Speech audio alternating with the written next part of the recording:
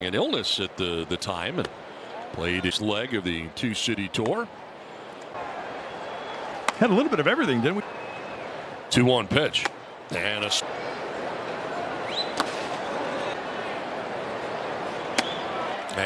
Cruz will take ball 4. Joe thought he had it, but it is a walk to O'Neill Cruz with 2 down. Here's Joey Bart to Teoscar Hernandez. So fly ball right field. Peralta coming in and under to make the catch that ends the inning. Good first in the return of Woodford early. Get him on the rocks early. Eyes. Yep. Some slugging early on. 1-2 pitch. Line to third and reeled in by Hayes. Hot shot, but keep running.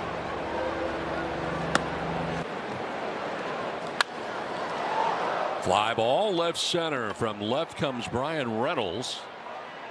And he'll make the catch in front of the center fielder Taylor for out number 2 down for Jake Cronenworth.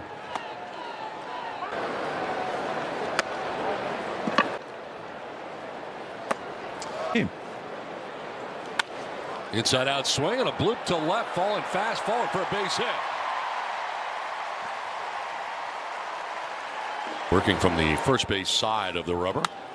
Bogaerts hits a fly ball shallow right. Out is Connor Falefa. De La Cruz coming in to make the catch that'll end the inning. Done with 1 from Petco Park without a score. Delivery. The goal, of course, was to try to take some smooth follow through. So how do you accomplish that? There you see it's a little bit. He's trying to use that front arm and have a little bit more rotation. It's very subtle. Hopefully it's getting the reaction that he wants. He said he felt great in his rehab assignment. So far he's looking good here tonight. And if there's anybody that can make an adjustment like that, it's the athlete Joe Musgrove, right guys? And what he's able to do with it. You know, there's a lot of guys that pitching the stuff is coming out looking good. Yeah, how about Dylan Cease? Part of it might in the course of competition, is it not? It's amazing. It has been since May 26th. This one line to left field. Isaiah Connor Falefa with a 1-out base hit. First and out, 1 on. Keep Brian Hayes. 5 so far. Fly ball center field. Back goes Merrill. He'll have room in front of the warning track for out number 2. Gets it back in on 1 hop. Runs to second in. Arts were Franks. 0-2 pitch coming up to De La Cruz. And a swing and a miss struck him out. Elevated. 93 and the first strikeout. It's a stiff. Fouls on a trip for the Padres. Ground ball, second base to the backhand. Connor Falefa fires to first for out number 1. So with everything that went on this last trip, with 1 away, bases empty.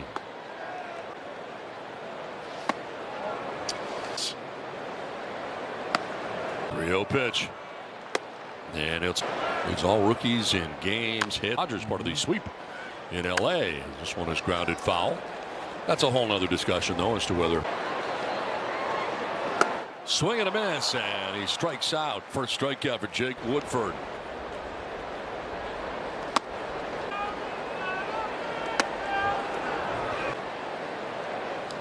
On the ground right side, Connor Falefa has got it. Throws out Peralta and retired of the Padres in the second in the through face. 2. We'll never know. Never know. Yeah. But it definitely the ball hit the outfielder and then go over the wall. This one shallow center. Jackson Merrill runs it down with the basket catch. Nicely done. First out. Technology these days. I mean, if there is no. And truly, they should look at everything like that. You know, it's the technology you can't. Off the glove of Cronenworth, stayed with it and had plenty of time to still get Reynolds. What's the rule in that? As long as he comes up with the ball immediately back in. That use that thought play that happened yesterday, and it's a ground ball down the first baseline, hit the bag, but Cronenworth with a good play. We'll take it. It would be like this today. Well, pro sports. Remember in 2022, the fact that our fans are literally the best.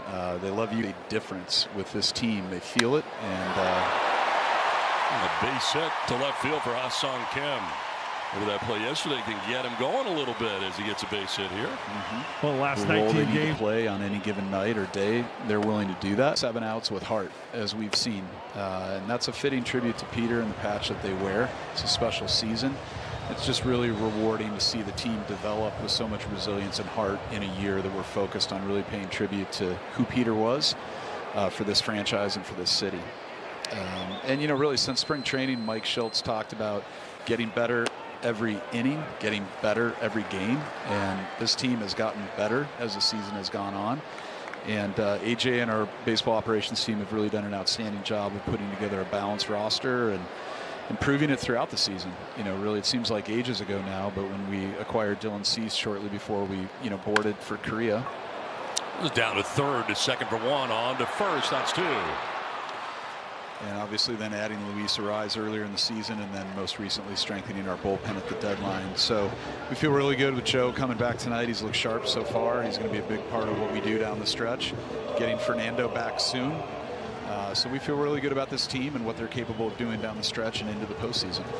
Any surprises for you? I know going into a year there are always a couple of different surprises that take place during the course of the year. Player maybe that you didn't expect as much from that has really performed beyond what you imagined.